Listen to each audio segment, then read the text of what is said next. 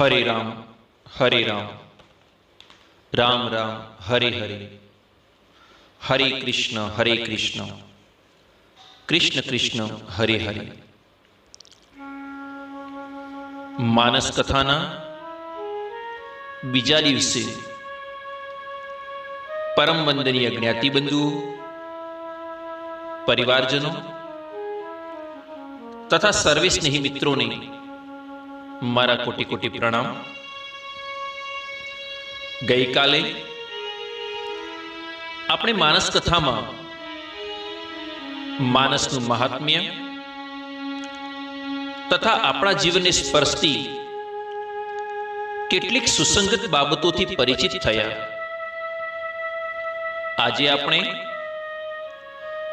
रामकथा में प्रवेश करवा जई रह्या छीए, त्यारे आओ प्रथम श्री हनुमान जी महाराज ने याद करी लईए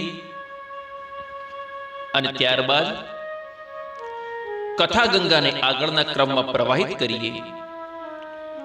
तो आओ भाव अने प्रेम थी श्री हनुमान जी महाराज नु स्मरण करी लईए।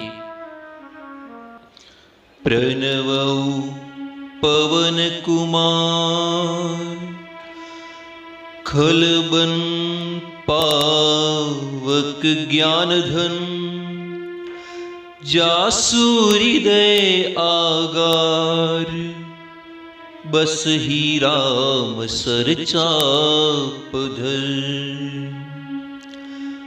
प्रणवौ पवन कुमार खलबन पावक ज्ञान धन, जासु हृदय आगार बस ही राम सर चाप धर।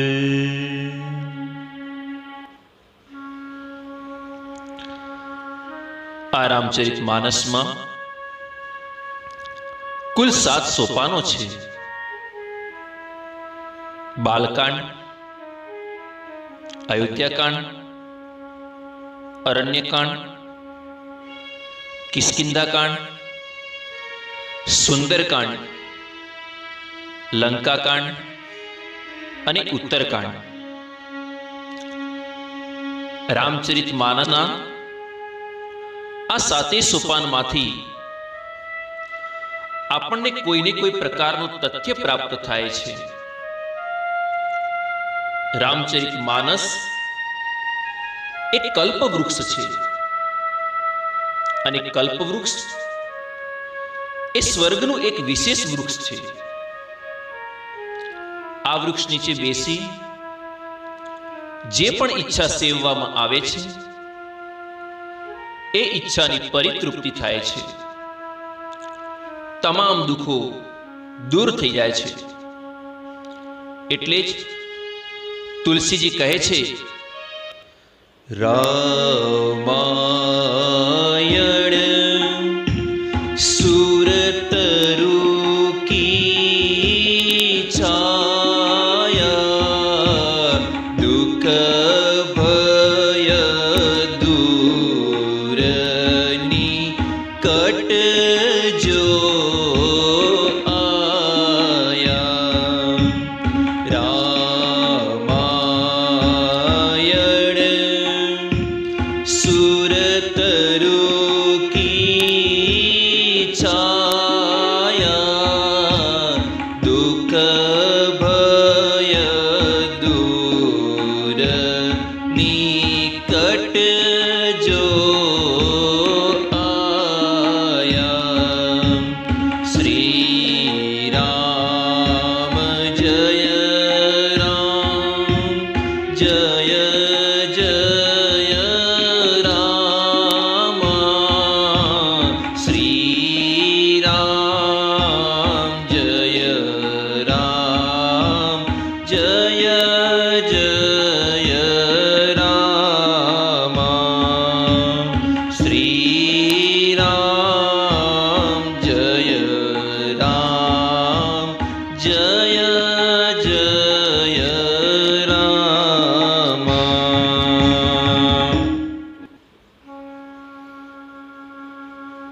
आ रामायण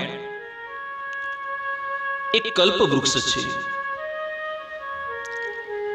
તેમાં બાલકાંડ એક કલ્પવૃક્ષનું મૂળ છે.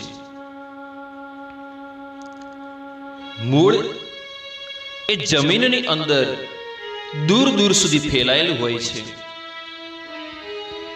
એવી રીતે રામચરિત માનસનો બાલકાંડ પણ વિશાળ છે. સૌથી વધારે સમય બાલકાંડ લે છે.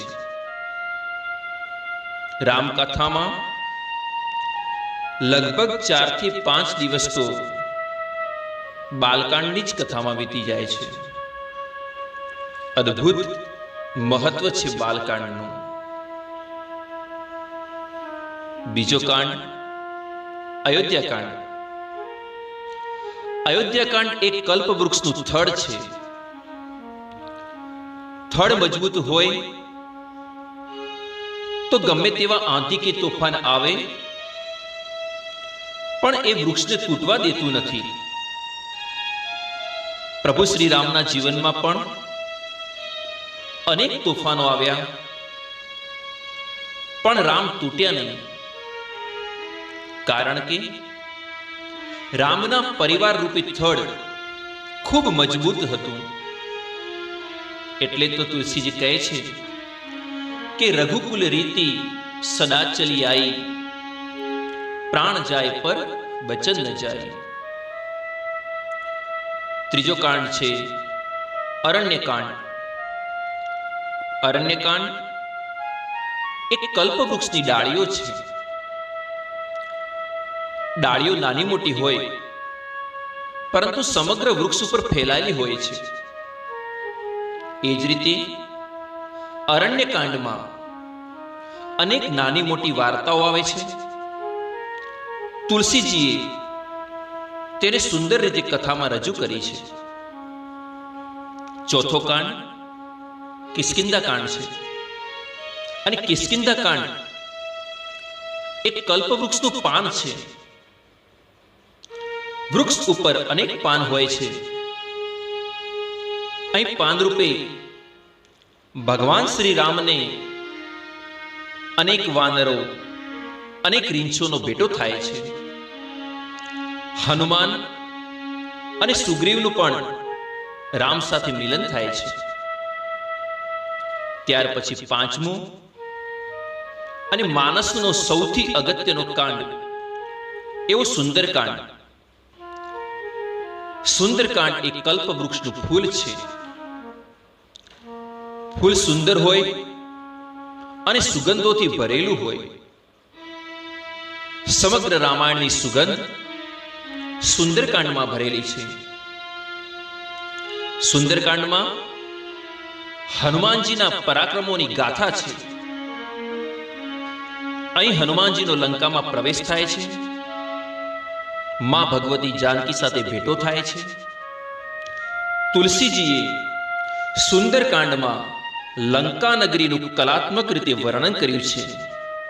તુલસીજી કહે છે, બન બાગ ઉપબન બાટિકા સરકૂપ બાપી સોહી નર નાગ સુર ગંધર્વ કન્યા રૂપ મુનિ મન મોહી બન બાગ ઉપબન બાટિકા સરકૂપ બાપી સોહી નર નાગ સુર ગંધર્વ કન્યા રૂપ મુનિ મન મોહી નર નાગ સુર ગંધર્વ કન્યા રૂપ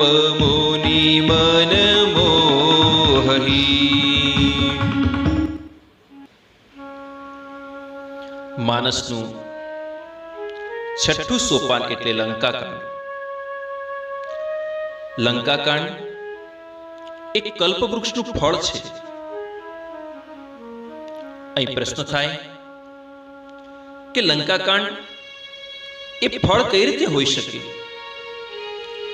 કારણ કે અહીં તો અનેક રાક્ષસોનો વધ થયો છે, લોહીની નદીઓ વહી છે, તો ફળ કઈ રીતે? જુઓ, લંકામાં અનેક રાક્ષસોનો વધ ભગવાન શ્રી રામચંદ્રજીના હાથે થયો છે, શ્રી હનુમાનજીના હાથે થયો છે, અને એ સૌ મોક્ષનું પદ પામ્યા છે, ઉત્તમ ફળ પામ્યા છે. અને જીવનનું ફળ કયું? મોક્ષ. માટે તુલસીજીએ લંકા કાંડને કલ્પવૃક્ષનું ફળ ગણ્યું છે. ત્યાર પછી છેલ્લું સોપાન ઉત્તરકાંડ. ઉત્તરકાંડ એ કલ્પવૃક્ષના ફળનો રસ છે. મૂળથી ઉપર સુધીના ફળ અને ફૂલનો રસ ઉત્તરકાંડ છે. કારણ કે સમગ્ર રામચરિત માનસનો સારાંશ એટલે ઉત્તરકાંડ. અહીં રામચરિત માનસના અનેક પ્રશ્નોના ઉત્તર આપણને મળે છે, અને તેથી જ સમગ્ર ગ્રંથ પ્રત્યે ભક્તિનો પ્રાદુર્ભાવ થાય છે. રસ પીવાથી ફળ અને વૃક્ષ પ્રત્યે ભાવ પેદા થાય છે. આથી જે કોઈ કલ્પવૃક્ષ રૂપી રામચરિત માનસના શરણે આવે છે, તેનું જીવન ધન્ય ધન્ય બની જાય છે. તો આવો રામચરિત માનસના પ્રથમ સોપાન બાલકાંડમાં પ્રવેશ કરીએ. તુલસીજીએ બાલકાંડની શરૂઆત મંગલાચરણથી કરી છે. તુલસીજીએ 7 શ્લોકોમાં મંગલાચરણ કર્યું છે. કેટલાક લોકો એ પ્રશ્ન કરે છે કે મંગલાચરણ 7 શ્લોકથી જ કેમ કર્યું? 5 કેમ નહીં? 8 કેમ નહીં? જુદા જુદા સંતોએ તેનો યોગ્ય જવાબ આપવાનો પ્રયાસ કર્યો છે. કેટલાકના મતે અઠવાડિયાના 7 વાર છે, અને કોઈ પણ દિવસથી કથાની શરૂઆત કરી શકાય. તેથી તુલસીજીએ મંગલાચરણમાં 7 શ્લોક મૂક્યા છે. કોઈ કહે છે કે આ ધરતી પર વિશ્વના કુલ 7 ખંડ છે, અને દરેક ખંડ સુધી રામાયણના વિચારો પહોંચાડવાનો ઉદ્દેશ કદાચ તુલસીદાસનો હશે. તેથી 7 શ્લોકમાં મંગલાચરણ કર્યું છે. તો વળી કેટલાક એવું પણ માને છે કે આ રામચરિત માનસમાં 7 કાંડ છે, અને દરેક કાંડનો એક શ્લોક એમને મૂક્યો હશે. આમ અનેક વિદ્વાનોએ અલગ અલગ મતાંતર આપ્યા છે. આવો મંગલાચરણના પ્રથમ શ્લોકનું આપણે દર્શન કરીએ. વર્ણાનામર્થ સંઘાના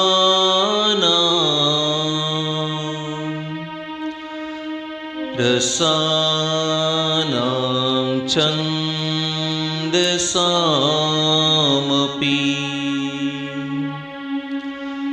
મંગલાનામ ચ કર્તારો વંદે વાણી વિનાયકો.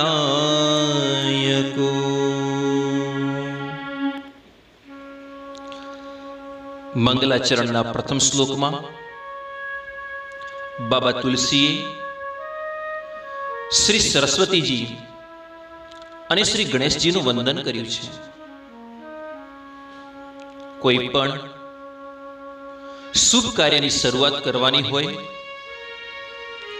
ત્યારે શ્રી ગજાનન ગણપતિને ચોક્કસ યાદ કરવા જોઈએ. વિનય પત્રિકામાં તુલસીજીએ ગણપતિને જે રીતે વંદન કર્યા છે, આવો આપણે પણ શ્રી ગણપતિ અને મા સરસ્વતીજીનું વંદન કરી લઈએ. ગાઈએ ગણપતિ જગવંદન,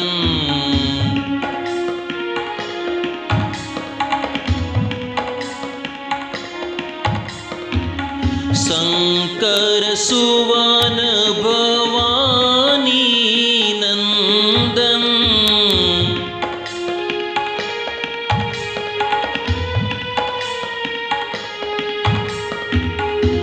ગાઈએ ગણપતિ જગવંદન,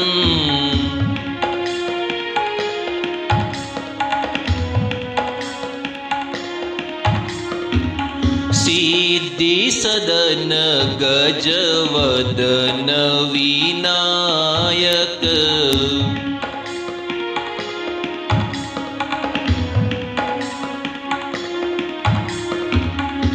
કૃપા સિંધુ સુંદર સબલાયક,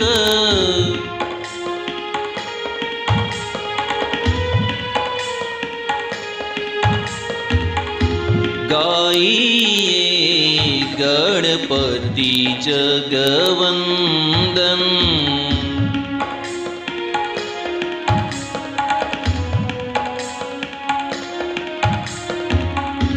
ગાઈએ ગણપતિ જગવંદન,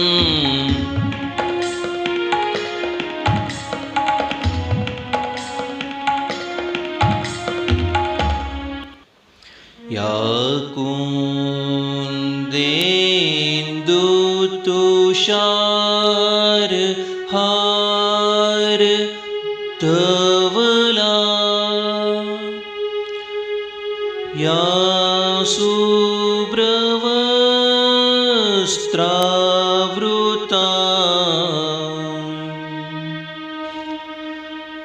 યા વીણાવરદંડમંડિતકરા, યા શ્વેતપદ્માસના,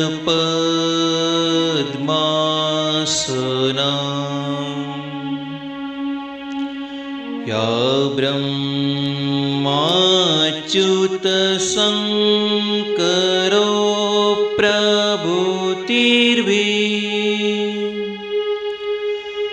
દેવૈ સદા વંદિતા, સામાં પાતુ સરસ્વતી ભગવતી, નિશેષ જાડ્યાપહાં. તો બાબા તુલસીદાસે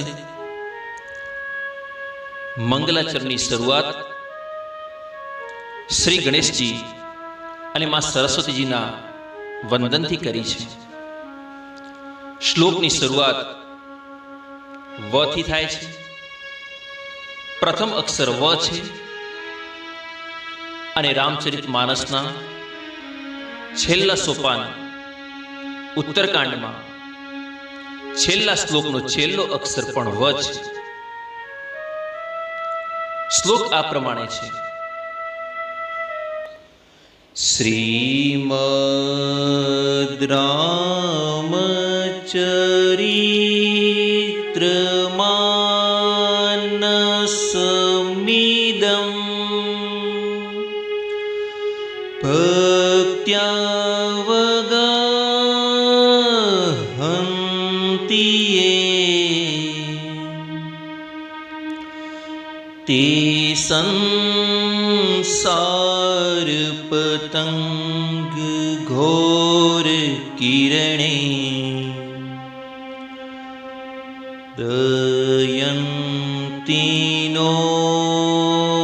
માનવા. રામચરિતમાનસ વર્ણના વથી શરૂ થાય છે અને માનવના વથી પૂરી થાય છે. આમ સમગ્ર રામકથા વથી વ સુધીની યાત્રા છે. આ વ શું છે? વકાર એક સંપુટ છે, અમૃત રૂપી બીજ છે. એટલે તો રામકથામાં શરૂઆતથી અંત સુધી અમૃત જ ભરેલું છે. શ્લોકનો અર્થ આ પ્રમાણે છે: વર્ણાનામ અર્થ સંઘાનામ રસાનામ છંદસામપી મંગલાનામ ચકરતારો વંદે વાણી વિનાયકો. વર્ણ એટલે અક્ષર. અક્ષરથી નામ બને છે, નામથી અર્થ બને છે, અર્થમાંથી રસ પ્રગટે છે, રસમાંથી છંદ બને છે. એટલે અક્ષરો, અર્થો, રસો, છંદો તથા મંગળોને કરનારા સરસ્વતીજી અને ગણેશજીની હું વંદના કરું છું. કોઈએ બાબાજીને પ્રશ્ન કર્યો, બાબાજી, તમારાથી કોઈ મોટી ભૂલ થઈ હોય એવું નથી લાગતું? બાબાજીએ કહ્યું, કેમ? તો કે શાસ્ત્રોમાં તો પહેલા ગણેશજીની પૂજા કરવાનું તાત્પર્ય છે, તો તમે શ્લોકમાં પહેલા માં સરસ્વતીની પૂજા કેમ કરી છે? તુલસીજીએ કહ્યું, ભાઈ, તારી વાત સાચી છે. પહેલા ગણેશજીની જ પૂજા થાય,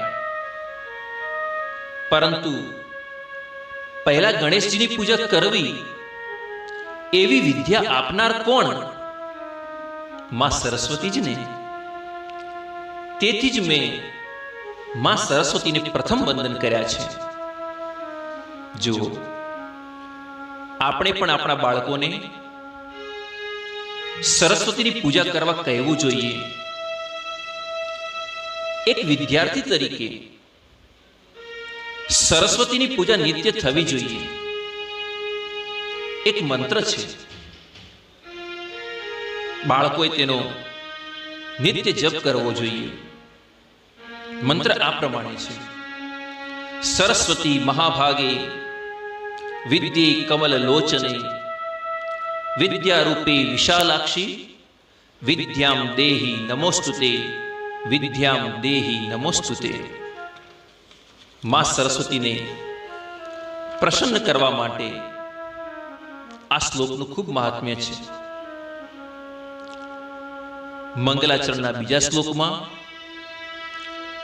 તુલસીજી માતા પાર્વતી અને ભગવાન શિવને વંદન કરે છે. તુલસીજી કહે છે, ભવાની શંકરો વંદે શ્રદ્ધા વિશ્વાસરૂપિણો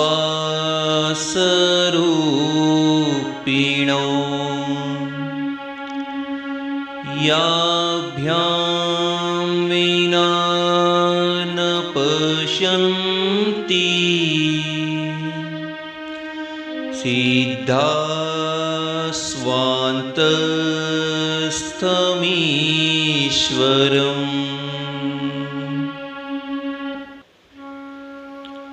અર્થાત શ્રદ્ધા અને વિશ્વાસરૂપી માં પાર્વતીજી અને શ્રી શંકરજીની હું વંદના કરું છું, જેમના વિના સિદ્ધજનો પોતાના અંતઃકરણમાં બિરાજેલા ઈશ્વરને જોઈ શકતા નથી. અહીં માં પાર્વતી શ્રદ્ધાનું પ્રતીક છે, જ્યારે શ્રી શિવજી વિશ્વાસ રૂપે છે. કોઈ પણ મહાન પંડિતે પોતાની સાધના પૂરી કરી હોય, પરંતુ જો તેનામાં શ્રદ્ધા અને વિશ્વાસ ન હોય તો તે ઈશ્વરનો સાક્ષાત્કાર કરી શકતો નથી. મહાભારતમાં કહ્યું છે કે શ્રદ્ધા પાપ વિમોચિની, અર્થાત જેનામાં શ્રદ્ધા હશે તે બધા પાપોથી દૂર થઈ જાય છે. પહેલી શ્રદ્ધા ગુરુના ચરણોમાં હોવી જોઈએ. અને ગુરુ શાસ્ત્રોનું જ્ઞાન આપે, શાસ્ત્રોમાં શ્રદ્ધા ઉદ્ભવે અને પછી પરમાત્મામાં શ્રદ્ધા બેસે એટલે પરમાત્માનો સાક્ષાત્કાર થાય છે. રામાયણ પ્રમાણે પ્રથમ રામકથા માતા પાર્વતીજીને ભગવાન શિવ દ્વારા કહેવામાં આવી. શિવજી વક્તા છે અને માં પાર્વતીજી શ્રોતા છે. વક્તાની અંદર સારી કથા કહેવાનો વિશ્વાસ હોય તો શ્રોતાને શ્રદ્ધાપૂર્વક સાંભળવાની આતુરતા હોય. જો વક્તા વિશ્વાસથી કથા કહે તો શ્રોતા શ્રદ્ધાથી સાંભળે છે અને તેથી જ કથામાં સ્વયં પરમાત્મા પ્રગટે છે.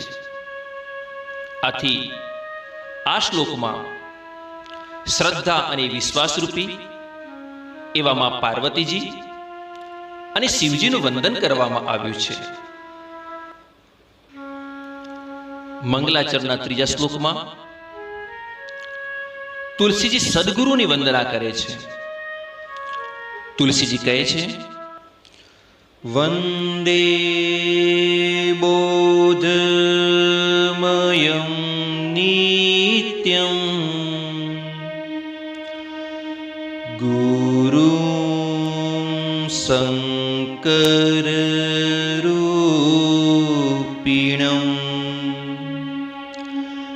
યમાશ્રિતો હિવ ક્રોપી ચંદ્ર સર્વત્ર વંદ્યતે.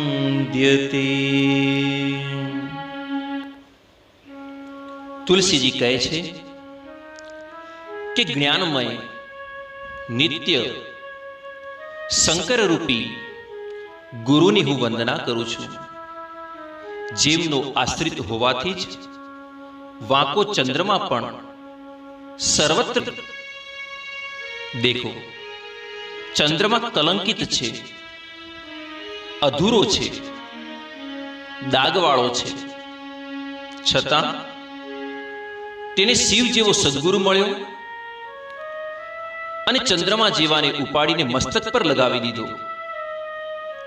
તેથી હવે કોઈ શિવને વંદન કરે છે તો તેની સાથે સાથે ચંદ્રમાને પણ વંદન થઈ જાય છે. આવા કલંકિત ચંદ્રને મસ્તક પર બેસાડ્યો તો તે પણ પ્રણામને યોગ્ય બની ગયો. એટલે જેના પર સદગુરુની કૃપા થાય તો તેને સંસાર પણ વંદન કરે છે.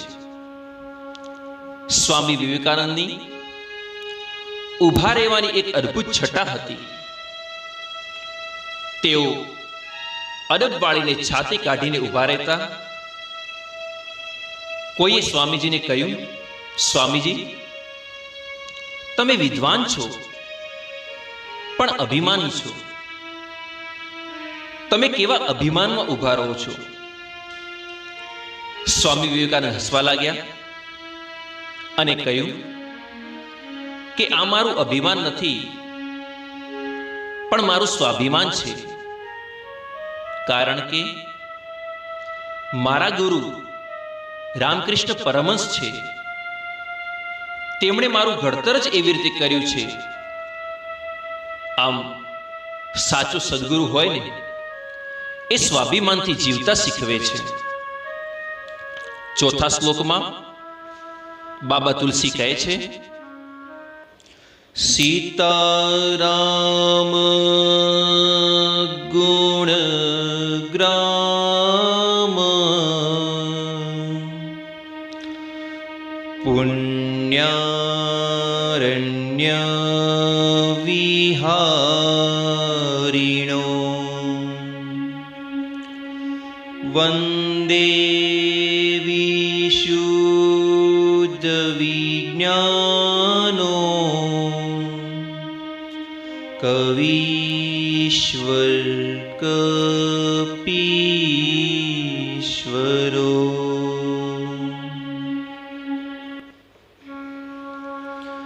શ્રી સીતારામજીના ગુણ સમૂહરૂપી પવિત્ર વનમાં વિચરનારા વિશુદ્ધ વિજ્ઞાન સંપન્ન કવિશ્વર શ્રી વાલ્મીકીજી અને કપીશ્વર શ્રી હનુમાનજીની હું વંદના કરું છું. આ શ્લોકમાં બાબાજીએ પ્રથમ રામકથા લખનાર શ્રી વાલ્મીકીજી અને પ્રથમ રામકથા ગાનાર શ્રી હનુમાનજીને વંદન કર્યું છે. વાલ્મીકીજી અને હનુમાનજી ભગવાન શ્રી રામના સમકાલીન હતા. તેઓ ભગવાનને મળ્યા છે, પછી તેમના ચરિત્રોનું વર્ણન કર્યું છે. આ બંને ભગવાન શ્રી સીતારામચંદ્રજીના ગુણગાન રૂપી અરણ્યમાં વિહાર કરે છે, કથારૂપી વનમાં ઘૂમી રહ્યા છે અને હવે એ જ વનમાં તુલસીદાસને પણ પ્રવેશ કરવો છે. જુઓ, કોઈ બગીચામાં આપણે પ્રવેશ કરવો હોય ને તો તેનો ચોકીદાર હોય તેને પૂછવું પડે, તે મંજૂરી આપે પછી જ અંદર પ્રવેશ કરી શકાય છે. આથી તુલસીદાસે કથામાં પ્રવેશ કરતા પહેલા વાલ્મીકી અને હનુમાનને પ્રણામ કર્યા છે. કારણ કે અહીં પ્રવેશની રોકટોક નથી, પરંતુ ખોવાઈ જવાનો ખતરો છે. પ્રથમ વખત વનમાં પ્રવેશ કરવામાં ખોવાઈ જવાનો ભય છે. તેથી રામકથા રૂપી આ વનમાં વાલ્મીકીજી અને હનુમાનજી બે અનુભવી રખવાળો છે.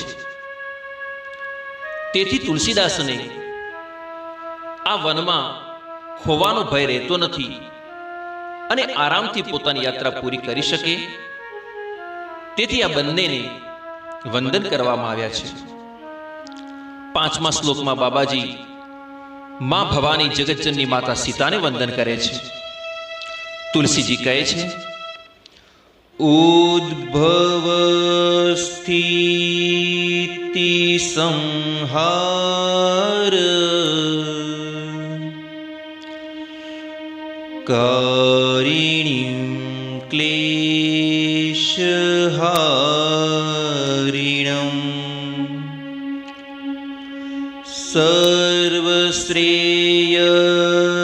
સર્વશ્રેયસ્કરીં સીતાં નતોહં રામવલ્લભાં.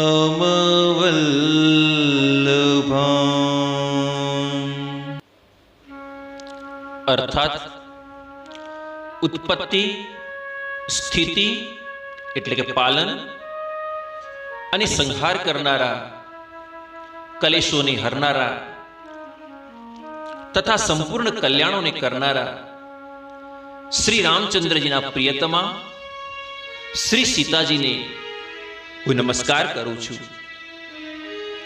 અહીં તુલસીજીએ માં ભગવતી સીતાજીનું સ્મરણ કર્યું છે. તેમણે માતા વૈદેહીના 6 ગુણ બતાવ્યા છે. પહેલા કહ્યું કે જે આ સૃષ્ટિની ઉત્પત્તિ, પાલન કરનાર અને સમય આવે સૃષ્ટિનો વિનાશ કરે છે. હવે અહીં એવો પ્રશ્ન ઉદ્ભવે કે આ સૃષ્ટિનું સર્જન તો બ્રહ્માજી કરે છે, પાલન શ્રી હરિ વિષ્ણુજી કરે છે અને સમય આવે ત્યારે વિનાશ શિવજી કરે છે. તો પછી માં ભગવતી સીતાજી કઈ રીતે ઉત્પત્તિ, પાલન અને વિનાશ કરે છે? કારણ કે ભલે બ્રહ્મા, વિષ્ણુ અને શિવજી સૃષ્ટિની ઉત્પત્તિ, પાલન અને વિનાશ કરતા હોય, પરંતુ તેમને શક્તિ પૂરી પાડનારા તો માં ભગવતી છે. માં પરાંબા છે, એ શક્તિ એ જ માં ભગવતી. તેથી બાબાજીએ માં સીતાને ઉત્પત્તિ, પાલન અને વિનાશ કરનારી દેવી ગણાવી છે. ત્યાર પછી બીજા પણ 3 ગુણો તુલસીજીએ બતાવ્યા છે. એક છે કલેશ હારિણ્યમ, એટલે કે કલેશોને હરનારી. બીજું સર્વશ્રેયસ્કરી, એટલે કે દરેક પ્રકારે સુખ અને આનંદ આપનારી. અને રામવલ્લભામ, એટલે ભગવાન શ્રી રામચંદ્રજીની પ્રાણ પ્યારી છે. એવા માં જગદંબા સીતાજીને હું વંદન કરું છું. આ રીતે ગોસ્વામીજી સીતાજીને વંદન કરે છે. ત્યારબાદ 6ઠ્ઠા શ્લોકમાં ગોસ્વામીજી ભગવાન શ્રી રામચંદ્રજીને વંદન કરતા કહે છે,